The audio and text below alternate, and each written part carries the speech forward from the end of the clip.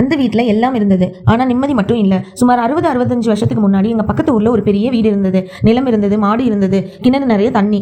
ஆனால் அந்த வீட்டில் எப்பவும் ஏதாவது பிரச்சனை. ஒரு நாள் சண்டை, ஒரு நாள் உடம்பு சரியில்லை, ஒரு நாள் திடீர் செலவு. யாரும் வெளிப்படையாக சொல்ல மாட்டாங்க. ஆனால் ஊரில் எல்லோருக்கும் தெரியும் அந்த வீட்டில் நிம்மதி இல்லைன்னு. ஒரு நாள் இரவு அந்த வீட்டு தாத்தா கனவுல வந்தாராம்.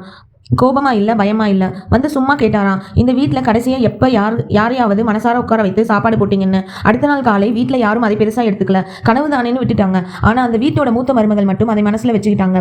அவங்க பெரிய செலவு செய்யலை, பூஜை பரிகாரம் எதுவும் செய்யலை. ஒரு வெள்ளிக்கிழமை வீட்டு வாசலில் 2 பேரை உட்கார வச்சு சாதாரணமாக சாப்பாடு போட்டாங்க. சோறு, கூட்டு, மோர், அவ்வளோதான். அடுத்த வாரம் இன்னொரு வெள்ளிக்கிழமை இன்னும் 2 பேர். 2 மாசமாச்சு, 3 மாசமாச்சு.